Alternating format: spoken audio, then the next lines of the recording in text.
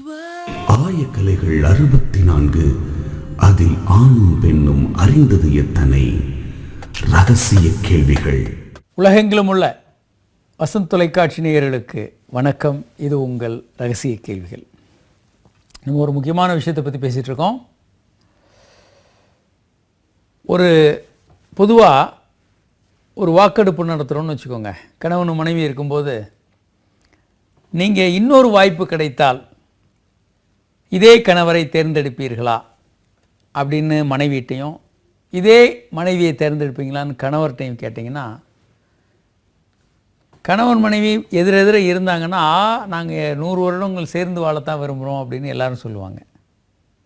ஆனால் தனித்தனியாக ரகசியமாக கேட்டிங்கன்னா, இது கணவருக்கு தெரிவிக்கப்படாது அப்படின்னு கேட்டிங்கன்னா, அப்பா இந்த ஜென்மத்தில் பட்ட தொல்லையே போதும் அப்படின்ற பதில் தான் எல்லாருக்கிட்டே இருந்து வரும். கணவர்கள்ட்ட இருந்து அப்படி தான் வரும், மனைவிகள்ட்ட இருந்து அப்படி தான் வரும்.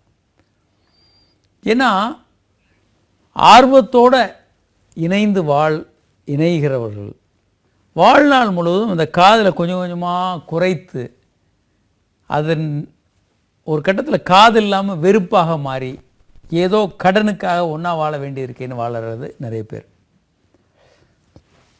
நம்ம நிறைய விஷயங்களை இது வரைக்கும் பேசியிருக்கோம். ஆண்களுக்கு முக்கியமாக பல்வேறு விஷயங்களை பேசிக்கிட்டே இருக்கோம். பெண்களை பொறுத்த வரைக்கும் ஒரு நல்ல கணவனை தேர்ந்தெடுப்பது எப்படின்னு பேசியிருக்கோம். கணவனை தேர்ந்தெடுப்பது ஒரு பக்கம், காதலுடன் வாழ்நாள் முழுவதும் வாழ்வது என்பது மிகப்பெரிய சவால். தேர்ந்தெடுக்கிறது மட்டுமே ஒரு அற்புதமான வாழ்க்கைக்கு உத்தரவாதம் ஆகிடாது. ஸோ வாழ்நாள் முழுவதும் வருடத்திற்கு வருடம் காதலை அதிகரித்து வாழ்வது எப்படின்றத பற்றி நம்ம தொடர்ந்து பேச போகிறோம். ஒரு காலர் பார்ப்போம். ஹலோ. Hello sir. வணக்கம், சொல்லுங்கள் சார். சார் இப்போ புதுசாக கல்யாணம் ஆயிருக்கு சார். வெரி குட், சொல்லுங்கள். இன்னும் ஃபர்ஸ்ட் டைட்டிலும் நடக்கலைங்க. ஏன் நடக்கலைங்க? அப்படியே விட்டுங்க சார். அப்புறம் இது ஏன் சார் சொல்லுங்கள். அவங்க இதுக்குள்ள விடும்போது நாக்கு விட்டு தடவுனா வந்துட்டு தேனாட்டா இருக்குங்களா? சொல்லுங்கள், என்னன்னு சொல்லுங்கள். தேனாட்டா இருக்குங்களா கேக்குறேன். ஒரு திரவம் வரலாம், பெண்ணுறுப்புலேருந்து ஒரு திரவம் வரலாம், அது இயல்பானது தான், வரலாம், ஒன்றும் தப்பு இல்லை. இல்லை இனிப்பா இருக்குங்களா தேனாட்டா இருக்குங்களாமா? தேனை யூஸ் பண்ணலாம் நீங்கள், இனிப்பாலாம் இருக்காது. அது ஒரு எந்த விதமான உணவு ஒரு சுவை இல்லாத திரவமாக வரலாம். நீங்கள் என்ன பண்ணலான்னா தேன் போன்ற விஷயங்களை யூஸ் பண்ணலாம். லிக்விட் சாக்லேட்டு தேன் எல்லாம் யூஸ் பண்ணி அந்த இடத்துல நீங்கள் நாக்கு வைத்து தூண்டலாம், பெண்ணுறுப்பை தூண்டலாம். சரிங்க சார். அது ரொம்ப அற்புதமான ஒரு உணர்வு பெண்களுக்கு கொடுக்கும். பெண்கள் உங்களுக்கு அதே போல் தூண்டலாம். சரிங்க. அவங்களுக்கு சுகமா இருக்குங்களா? கண்டிப்பாக இருக்கும். சரிங்க, நன்றி. சரி, இப்போது பெண்கள் எப்படி வாழ்நாள் முழுவதும் ஒவ்வொரு வருடத்திலும் காதலை அதிகப்படுத்துவது அப்படின்றத பற்றி நம்ம பேசிகிட்டு இருக்கோம். அதற்கு நீங்கள் ஒரு புத்திசாலியான பெண்ணாக இருங்கள். அது ரொம்ப ரொம்ப முக்கியம். புத்திசாலியான பெண்ணாக நீங்கள் இருக்கிற பட்சத்தில் உங்கள் கணவர் நம்பி உங்கள்கிட்ட ஆலோசனை கேட்குறது, பல்வேறு விஷயங்களுக்காக உங்களை நாடி வர்றது என்பது இயல்பாக இருக்கும். அதனால் எப்போதும் எந்த நிலைமையில் நீங்கள் இருந்தாலும் உங்களை புத்திசாலியாக மாற்றிக்கொள்ளுங்கள். இதில் எந்த விதமான மாற்று கருத்தும் இல்லை. அப்போது உங்கள் கணவர் உங்களை பல விஷயங்களுக்காக சார்ந்து இருக்கிறது, ஆலோசனை கேட்குறது, பொறுப்பை உங்கள்கிட்ட ஒப்படைக்கிறது, இப்படி பல விஷயங்களை பண்ண முடியும். ஒரு காலர் இருக்காங்க. ஹலோ. ஹலோ, வணக்கம் சார். வணக்கம், யார் எங்கேருந்து பேசுகிறீங்க சார்? காரைக்கால்லேருந்து பெருமாள் சார். பெருமாள், சொல்லுங்கள் சார். என்னோட ஏஜ் 24 ஆகுது. ஓகே. ஆனால் எனி டைம் செக்ஸ் உணர்ச்சி அதிகமாக இருக்கு. இந்த வயசில் தான் அப்படி இருக்குங்க பெருமாள்.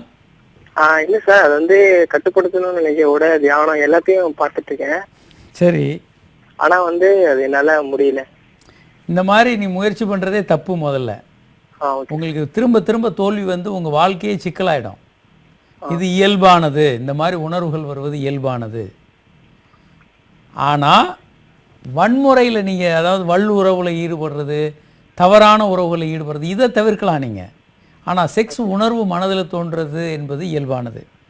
அப்போ நீங்கள் என்ன பண்ணலான்னா, உங்களுடைய சிந்தனைகளை பாசிட்டிவான பல்வேறு விஷயங்களை திருப்பலாம். பாசிட்டிவான அரசியல், நல்ல ஒரு லட்சியத்துக்காக வாழ்க்கையை அது மாதிரி பண்ணும்போது இந்த உணர்வுகள் கொஞ்சம் குறையும். நல்ல மனிதனாக வாழ்வது என்பதை ரொம்ப தீவிரமான ஒரு கொள்கையை ஏற்றுக்கிட்டு நீங்கள் வாழ்ந்தீங்கன்னா இந்த செக்ஸ் உணர்வுகள் உங்களுக்கு குறையும். ஆனால் செக்ஸ் உணர்வு என்பது இயல்பானது. மிக பெரிய அளவுக்கு மனதை கட்டுப்படுத்தி கொண்டு வாழ்ந்த காந்தி அவர்களே அவருடைய 70 வயதிற்கு அப்புறமும் தூக்கத்தில் ஒரு நாள் தூங்கி கொண்டு இருக்கும்போது தூக்கத்தில் விந்து வெளியேற்றி திடுக்கிட்டார். எனக்கு இந்த வயதில் நான் எவ்வளோ அடக்கி வென்று விட்டேன் காமத்தை நினச்சிக்கிட்டு இருந்தேன், ஆனால் இந்த மாதிரி ஆச்சுன்னு ரொம்ப கவலைப்பட்டு எழுதியிருந்தால் அது பதிப்பிக்கப்படாத எழுத்துக்களில் இருக்குது. அதனால் ஒரு 70 வயது காமத்தை வெற்றி கொண்ட ஒரு மனிதருக்கு அப்படி நடக்கும்போது 20 வயது இளைஞருக்கு வந்து செக்ஸ் எண்ணங்களும் உணர்வுகளும் வர்றது ரொம்ப ரொம்ப இயல்பான ஒரு விஷயம். ஒரு காலர் இருக்காங்க. ஹலோ. ஹலோ, வணக்கம் சார். வணக்கம். யார் எங்கேருந்து பேசுகிறீங்க சார்? சார், நான் மதுரையிலேருந்து கண்ணன் பேசுறேன் சார். கண்ணன், சொல்லுங்க சார். இப்போ எனக்கு மேரேஜ் ஆகி 2 வருஷம் ஆச்சு சார். சரிங்க. இன்னும் குழந்தை ஒன்றும் இதாக சார். சரிங்க. இப்போ ரெண்டாவது நான் உடல் உறுக்கும் போது ஒய்ஃப் வந்து மேலே ஏறி கொஞ்சம் நல்லா செய்கிறாங்க. சரி. அதுக்கப்புறம் நான் செய்கிற மாதிரி சார். ரைட், நல்லது, கரெக்டு தான். இல்லை கரெக்டாக. அதுக்கப்புறம் அவங்க உணவு அனுப்புன நான் செஞ்சப்போ எம்டி அணுக்கள் அவங்க இது போமா சார்? அவங்க போகும், ஒன்றும் கவலைப்பட வேண்டாம். என்ன வயது உங்கள் மனைவிக்கு?